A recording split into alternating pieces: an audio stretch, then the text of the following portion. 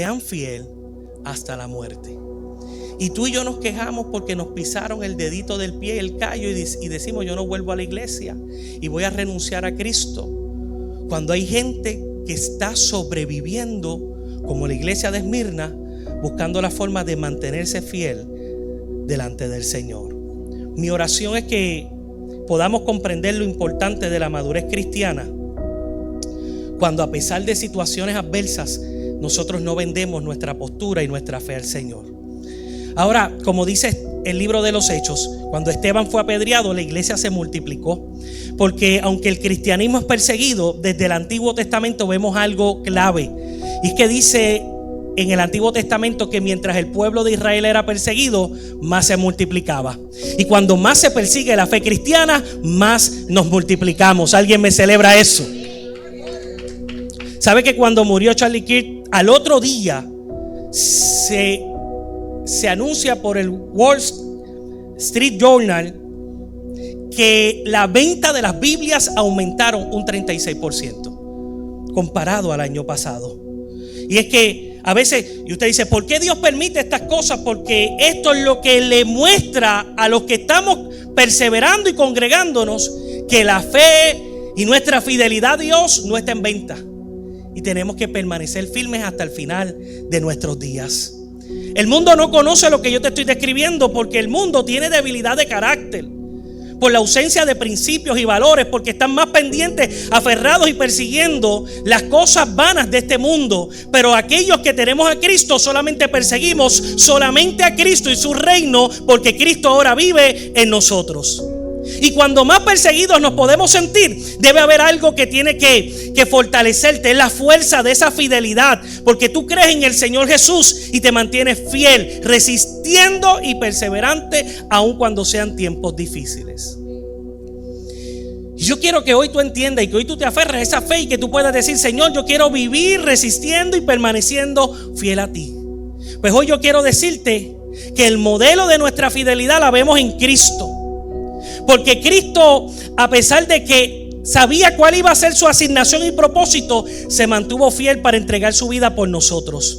Que la fuente de nuestra fidelidad no es una palabra de motivación o de coaching, sino precisamente el amor en el cual adoramos al Señor es el que nos hace fuertes para resistir los tiempos difíciles. Porque si Dios es fiel, nosotros somos fieles, porque la naturaleza de Cristo ahora vive en ti y en mí. Alguien me tiene que decir amén.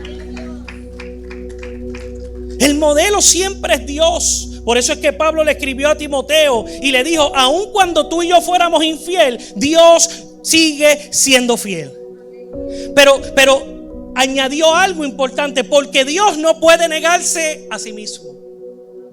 Y yo necesito que hoy usted entienda eso. Porque Dios no puede ser infiel, porque dejaría de ser Dios. Tú no puedes dejar de ser fiel, porque dejarías de ser un hijo de Dios. Dios nunca renuncia a nosotros. Y por eso es que desde el Antiguo Testamento, en el Antiguo Pacto, usted escucha de un pueblo que es pecador y que todos los días renuncia a Dios. Pero Dios nunca renuncia a nosotros. Dios siempre se mantiene fiel.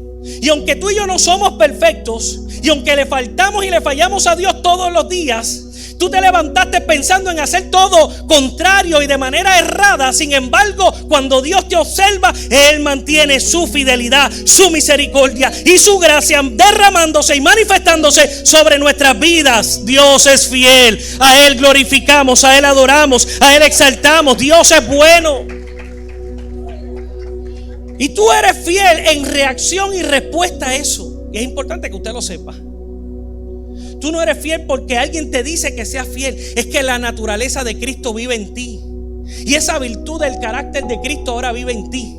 Y cuando tú te miras en el espejo, repito, tú no eres perfecto. Tú tienes un montón de errores, todos los tenemos. Pero si hay algo que se puede describir de nosotros y que debe estar presente, es que en conciencia hay principios, convicciones, y nada nos va a alejar del Señor. Y que cuando tomamos una decisión guiados por el Espíritu Santo, puede venir quien sea. Puede ser un ángel y nosotros decimos: ese ángel no es de Dios. Porque Pablo dijo: aunque venga un ángel y me hable de otro evangelio, no es de Dios. Yo solamente le creo a Dios. Aunque venga el hombre maldiciendo, aunque venga el hombre a perseguirme, aunque venga el hombre a decirme que no se puede, yo le creo a Dios, porque Dios es fiel. Y eso te empuja a perseguir a Cristo, porque Dios es fiel. Dile a alguien: Dios es fiel. Entonces lo que te lleva a esa fidelidad del modelo de Dios precisamente es una fe inquebrantable. Porque tú crees que esta gente que está delante de leones, que se encuentra delante, amén, de aquellos que iban a matarlos, sus asesinos, ¿no era más fácil ellos decir: escuchen acá por favor? ¿No es más fácil para ellos decir: yo niego a Cristo? Pero ellos deciden decir: yo, aunque tenga que morir, glorificaré al Señor. ¿En qué mente cabe? Cuando los jóvenes hebreos estaban delante de aquel rey y dice: oh rey, sépase que Dios tiene el poder de librarnos del horno de fuego, pero si no lo hace, porque yo no le sirvo a Dios por lo que Él me puede dar, yo le sirvo a Dios porque yo amo a Dios. Eso es una convicción. Eso se llama fidelidad. Tú no sirves a Dios por las bendiciones que Él da. Él es tu bendición. Eso es fidelidad. Y el tiempo que es bueno, gloria a Dios. El tiempo que es malo, también hay un gloria a Dios. Porque mi fidelidad no va a depender de lo que tenga o no tenga, de lo que Dios hizo o no hizo, porque en mi empeño yo quiero que Dios haga. Y hoy tengo que aprender que no importa si las cosas no salieron como yo espero, están saliendo conforme a la voluntad de Dios, y Dios tiene el control sobre mi vida, sobre mis hijos, sobre mi finanzas, sobre mi salud. Si tengo que ir al doctor, en el consultorio voy a alabar a Dios, porque Dios no ha dejado de ser fiel a mi vida. Alguien tiene que estar celebrando a Dios y darle gracias a Dios por esa fidelidad. ¿Qué es lo que me empuja? ¿Qué es lo que habla precisamente esa fe? Porque mientras están esos cristianos allí frente a sus propios asesinos, ellos no están pensando en lo que el hombre le puede hacer, sino en la bienaventuranza de quien los va a recibir luego de esta vida. Eso se llama fe. Una fe inquebrantable que no solamente está esperando en lo que yo pueda recibir en la tierra, porque mi fe no es la fe del mundo. El mundo quiere algo de Dios, pero ya yo tengo lo mejor que pueda tener, es a Dios mismo. Y mientras hay gente diciendo lo mejor está por venir, lo mejor ya vino. Jesucristo ha tomado el control de mi vida. Es el Kyrios, es el Señor, es el que tiene el control sobre mí. Y así yo vivo en ese pensamiento. Y mientras el mundo ignora lo de Dios, mi fe me hace ver. Tu fe hace ver las promesas de Dios. Y no digo con esto que no hayan tiempos y momentos donde pedimos cosas en esta tierra y que Dios no las conceda. Por supuesto que sí. Ese es nuestro estilo de vida, que dependemos del Señor. Y todas aquellas etapas, sueños, ideas, todo está en las manos de Dios. Pero mi fe no es el amuleto para yo convencer a Dios de lo que yo quiero. Nuestra fe es para perseguir a Dios aun cuando yo no tengo lo que yo quisiera tener. Y reconozco que el dador de la vida, que el que me ha salvado, es el que me suple todo lo que yo necesito. Y si hay algo que yo no tengo, yo sé que vendrá si viene de Dios. Y yo seguiré adorando, yo seguiré exaltando el nombre del Señor. Eso es fidelidad. Y cuando yo vivo de esa forma, tu fe es inquebrantable. Y estás aferrado no a un trabajo, porque el día que el trabajo te diga no puedes venir los domingos, no puedes predicar a Cristo, o el gobierno nos diga a nosotros, como está ocurriendo en Canadá en estos tiempos, que ya están arrestando pastores por predicar el evangelio y la santidad en contra del pecado, ya están arrestando pastores por eso. Y cuando nos toque a nosotros vivirlo, probablemente alguien renunciará a su fe, porque así es que ocurre. Pero habrán otros que se mantendrán firmes, porque su fe les grita que más allá de lo que vemos diariamente, hay una ciudad celestial que habremos de disfrutar con el Señor. Así que entramos en una madurez y no estamos peleando como niños pequeños por lo que tengo en esta tierra, sino por lo que ya está garantizado y Cristo compró para mí desde la eternidad. Ahora, hablando de eternidad y de fe, es importante comprender que todos los que estamos en esta tierra hemos venido con un diseño, con un propósito. Y así de importante de ser fiel a Dios, hay que ser fiel en todo lo que corresponde a Dios. Tenemos que ser fiel al diseño, al propósito y a la asignación que Dios nos dio. Porque ciertamente estamos en la tierra, estamos en este mundo. No nos aferramos a las cosas de este mundo. Pero ¿para qué estamos aquí? Si vamos para el cielo, ¿por qué entonces simplemente Dios no nos hace cuando estemos en el cielo y nos libramos todas estas penurias? Y es entender que mientras estamos aquí hay una asignación, hay un propósito, hay un diseño, llámele como usted quiera llamarle. Pero ese propósito eterno, los que vivimos en fe, lo podemos escuchar y los podemos ver.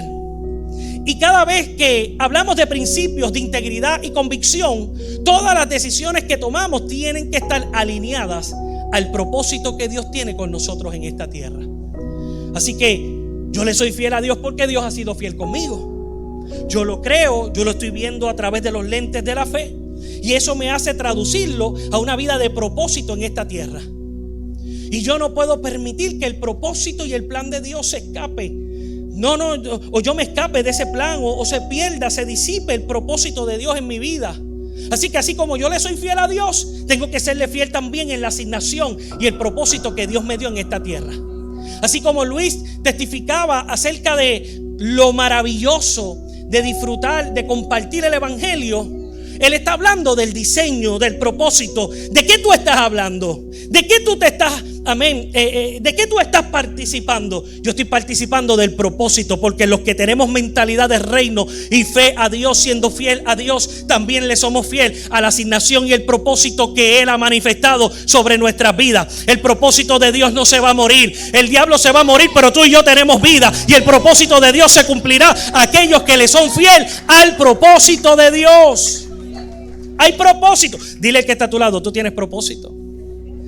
Nadie en esta vida, en esta tierra, vino a hacer simplemente una casualidad. ¿No se ha dado cuenta en la vida de usted que usted tiene propósito? ¿En qué usted está pensando? Cuando yo era jovencito, y todavía, ahora soy joven, antes era jovencito, tú vas pensando en lo que tú quieres estudiar y que tú quieres ser. Porque la gente te está hablando de eso, de asignación, de propósito. Y te hablan y yo estoy pensando, pero no sé, pero a la misma vez no estoy pensando. Porque nada me llega, no hay nada que me enfoque a hacer. Así mismo ocurre si nosotros no entendemos esos principios y valores de la fe cristiana. Sabemos que tenemos un diseño, sabemos que tenemos un propósito, pero se pierde de vista y no nos enfocamos en ello. Y cuando tratamos de pensar en eso, no pensamos en nada, porque lo perdemos, porque se desapareció. Pero hoy Dios viene a decirle a esta casa que el propósito del Señor no se pierde.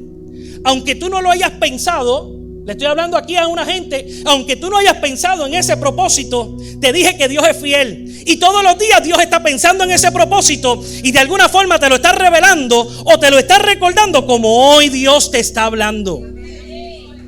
De que tienes asignación, de que tienes propósito, pero el cumplimiento del mismo no depende solamente de tu fidelidad a ese propósito, sino de serle fiel a Dios. Porque a veces amamos más el propósito que el dador del propósito. Y decimos, este es mi ministerio. Para empezar, no es tuyo, le pertenece a Dios, porque fue Dios quien te lo dio. Cuando tú sabes que el ministerio, el propósito viene de Dios, tú quieres ser el mejor administrador y el mejor colaborador, y quieres hacerlo todo bien porque pertenece a Dios. La Biblia dice en Corintios que todo administrador sea hallado fiel delante de Dios. Y a ti se te entregó un propósito para administrarlo de la forma correcta. Y vamos a entrar un nuevo año, el 2026. Y tenemos que entrar fortalecidos en esto, en ser fiel a Dios. En que a veces renunciamos y le decimos no a Dios, a cosas que son parte del diseño y el propósito que Él está trayendo. Pero a veces nos pasa que nos alejamos del propósito y de Dios mismo porque tenemos otros enfoques y otros objetivos. Y dejamos de ser fiel a lo que Dios puso en nuestras manos. Estamos enfocados en el mucho dinero, estamos enfocados en el mucho trabajo. Y por eso en muchas ocasiones Dios permite situaciones que nos despiertan. Nos despiertan porque andábamos, usted dice, no, pero ya yo estaba despierto. No estábamos despiertos. Estábamos simulando estar despiertos, pero estábamos caminando con la corriente. Y estábamos enfocados en hacer muchas cosas, pero sin norte y sin propósito. Y nuestra vida era simplemente la existencia. Pero hoy Dios viene a decirte que tú no naciste en esta tierra simplemente para existir, sino para cumplir el propósito que Él tiene contigo. Él te pensó desde la eternidad. Tú no eres una casualidad. Tú estás dentro del plan perfecto de Dios porque tú eres el plan de Dios. Dile a alguien: yo soy el plan de Dios. Díselo a alguien: yo soy el plan de Dios. Así que Dios va a permitir situaciones que nos hacen despertar y gritar y decir: ¿por qué me está pasando esto? Pero eso es lo que nos lleva a salir del mundo del dormitar, a estacionarnos en el lugar exacto y tiempo, en el espíritu, a donde Dios nos quiere.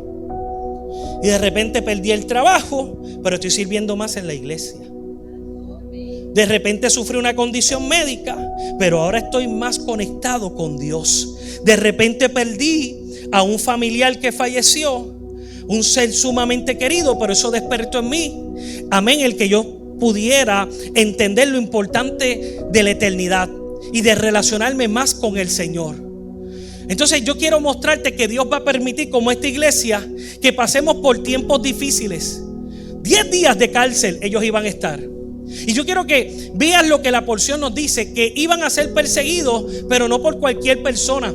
Iban a ser perseguidos por la sinagoga de Satanás, los que decían ser judíos pero no lo eran. Y eran aquella gente que se reunían los sábados para adorar a Dios, pero estaban en secreto buscando la forma de asesinar más cristianos. Y no sé si a ti te ha pasado que muchas veces la persecución, los momentos difíciles pueden ocurrir, y esas persecuciones no de gente extraña. ¿Qué pasa? Claro, viene de gente extraña, pero muchas veces te ocurre por el compañero de trabajo, te ocurre por aquel familiar que no comparte tu fe, y te ocurre no porque tú los persigas a ellos o quieras adoctrinar tu fe a ellos, sino que simplemente ellos están molestos por tu fe en Cristo Jesús. Pero si tú te das de cuenta, tu fe en Cristo Jesús no le hace daño ni a tu vida ni a la vida de ellos. Pero ellos están tan molestos porque es que hay algo sobrenatural en la fe en Cristo Jesús, porque Él es el único camino, la verdad y la vida. Tú le dices que te metiste al hinduismo, que te metiste a Hare Krishna, como se llame, y no se molestan. Pero tú le dices: yo le sirvo a Cristo, y te dicen fanático, y te dicen: no ores aquí no me puedes hablar de la palabra de Dios. Pues déjame decirte que hasta que yo pueda hacerlo, hasta el último día de mi vida, hablaré del amor, hablaré de la misericordia, y le cantaré a la gloria de mi Señor. Eso es fidelidad. Eso es fidelidad. Entonces te vas a encontrar con persecución aún de gente que tú dices: ellos son los que debieran animarme a mi propósito. Pero que nada te desanime a cumplir el propósito de Dios, porque Cristo ya lo había advertido. La persecución viene de la asamblea, de aquellos que se supone que te amen, son los que comienzan a perseguirte. Mateo capítulo 10, Jesús lo dijo: no penséis que he venido a traer paz a la tierra. No he venido a traer paz, sino espada. Porque he venido para poner en disensión al hombre contra su padre, a la hija contra su madre, y a la nuera contra su suegra. Por eso que usted tiene tanto problema con su suegra.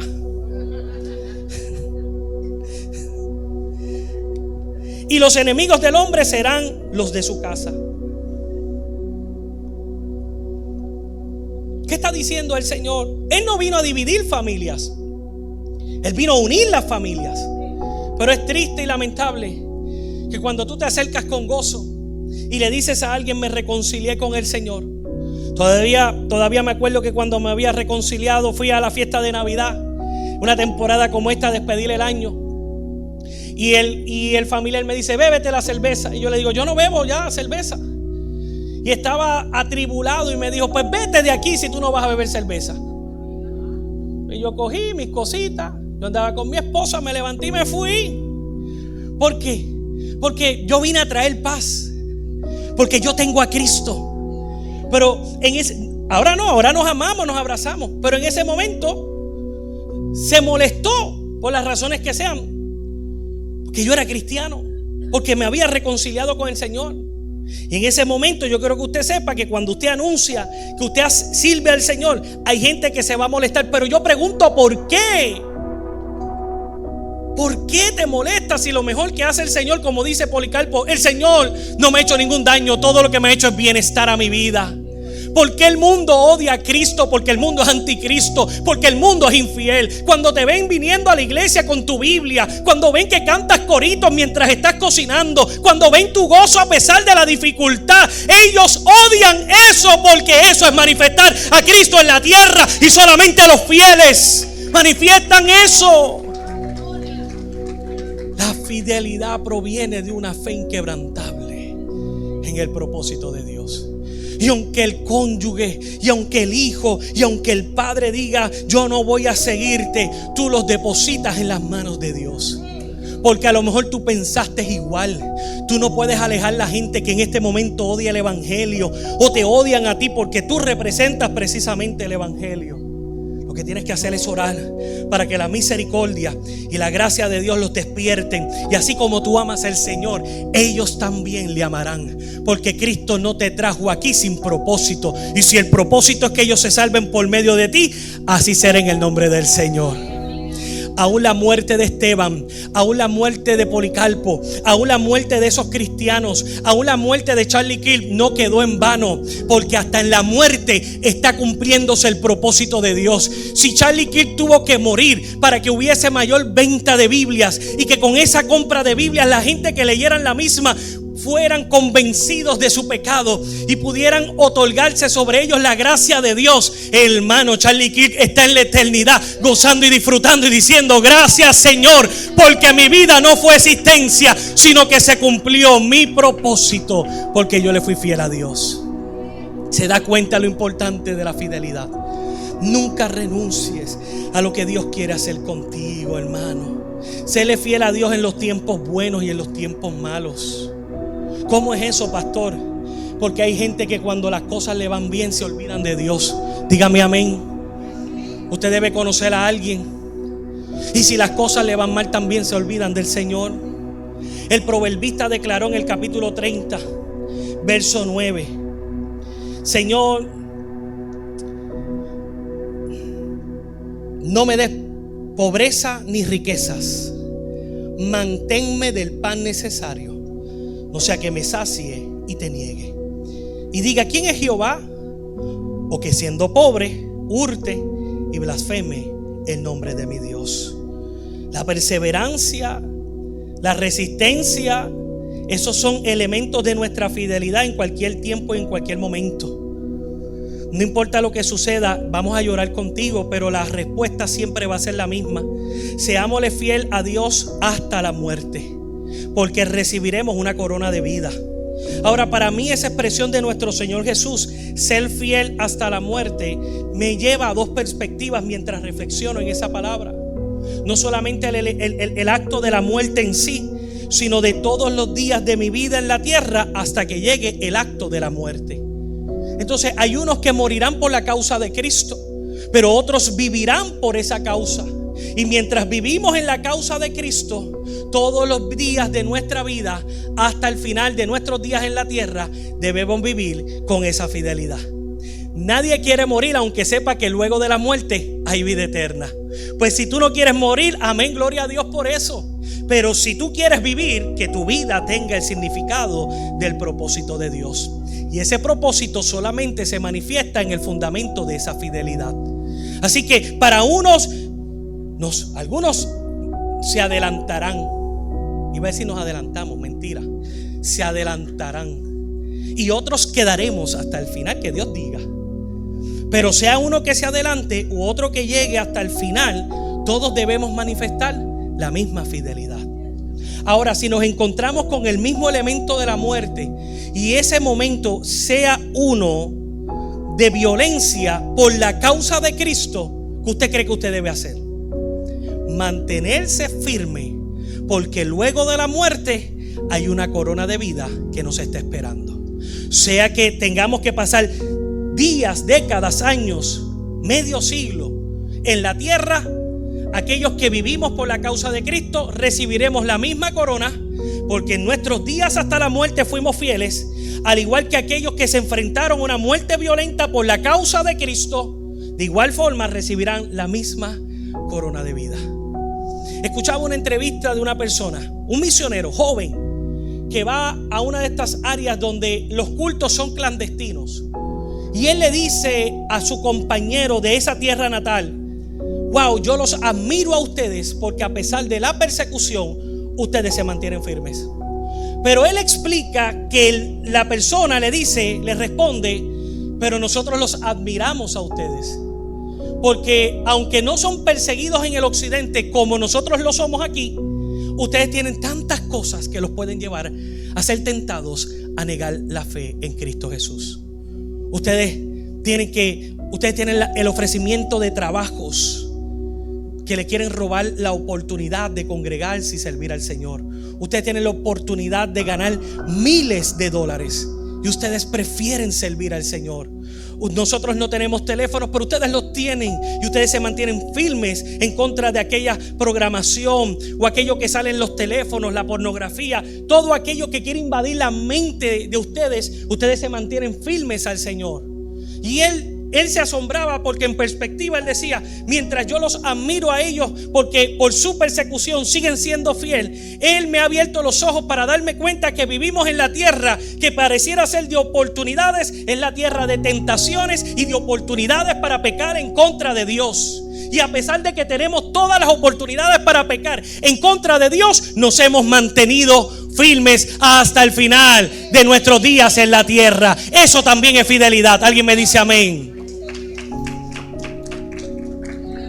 Así que sea que muera valga la redundancia, en una muerte violenta, o sea que lleve todos mis días de vida en la tierra, tengo que manifestar la misma fidelidad, porque será la misma corona de vida para el que está allá como el que está acá. Y todos nosotros debemos orar por los que pasan persecución, pero también tenemos que preocuparnos para ver de qué forma nuestro propósito está conectado con llegar a esa gente y convencerlos de que Cristo es el Señor. Predicarles acerca de la salvación. Entonces, hablando de la muerte, diga conmigo: muerte. No es una palabra negativa, nunca la puede ver así. La palabra muerte es simplemente una transición. Y quiero que entienda esto para que usted pueda ver cómo ellos, los cristianos del primer siglo, y estos cristianos que son perseguidos, veían la muerte. Jesús dijo lo siguiente en Mateo 16:25: porque todo el que quiera salvar su vida la perderá, y todo el que pierda su vida por causa de mí la hallará. Entonces, por más que tú quieras preservar tu vida, pierdes la vida eterna, porque vas detrás de lo que el mundo quiere servir, que es efímero y pasajero.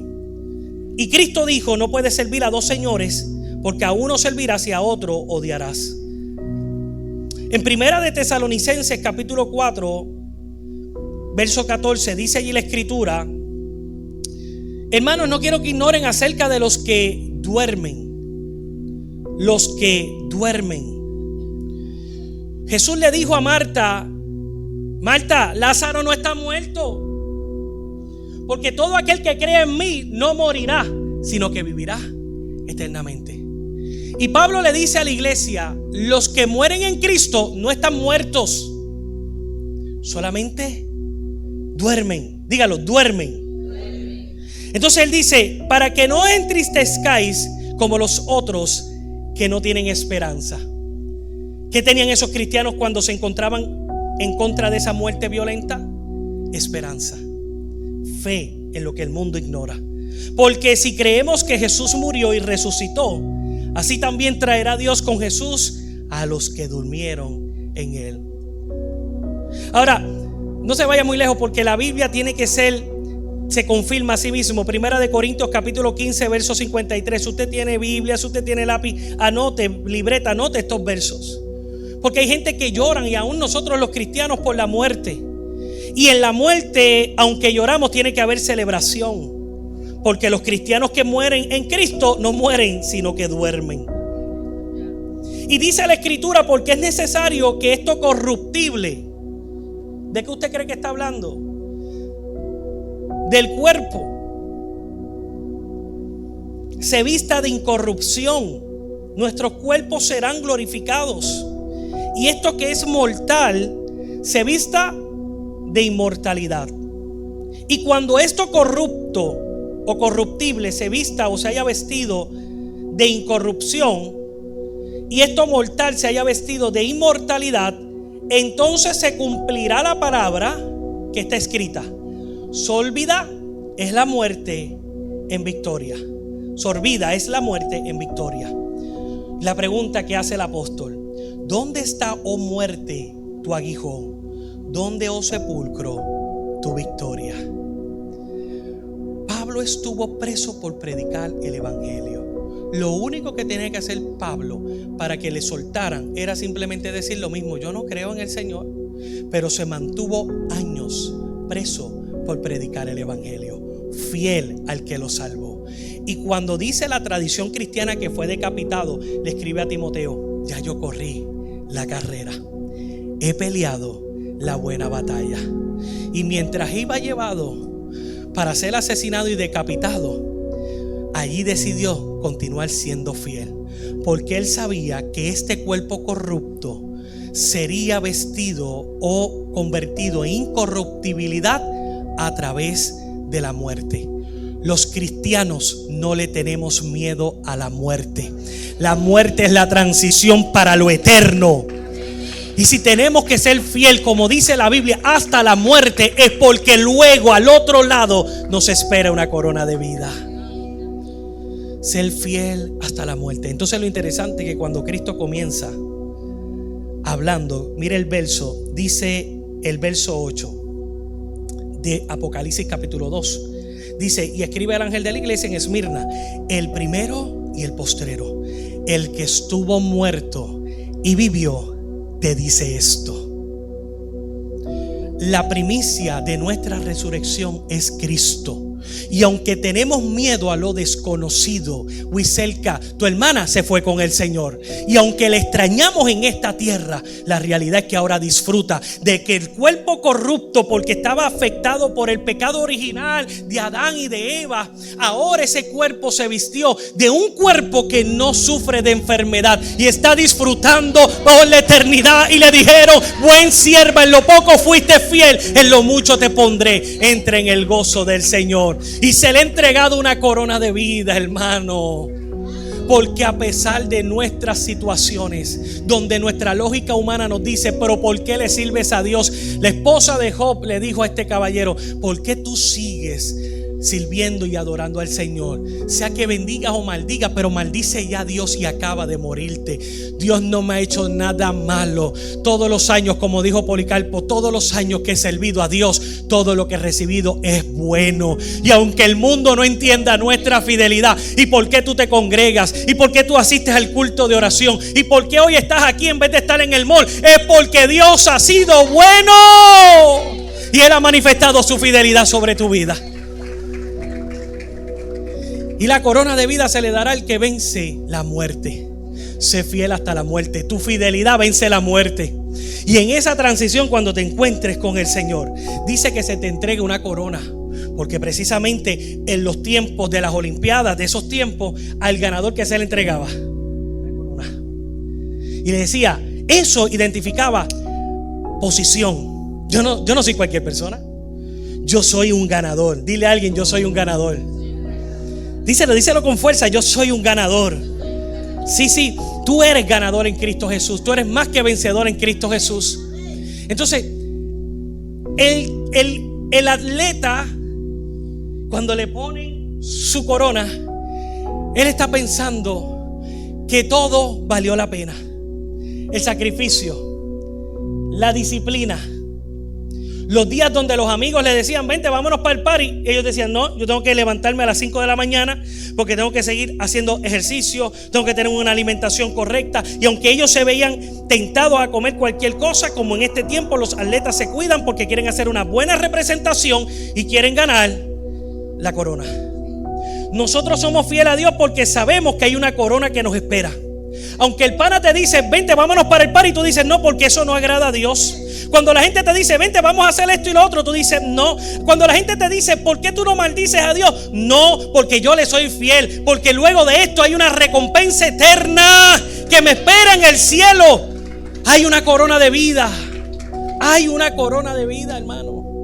Y aunque este 2025 haya sido un año de batallas, de desafíos y de retos, ya tú tienes la corona, tienes a Cristo. Ya tú tienes a Cristo y modelas a Cristo.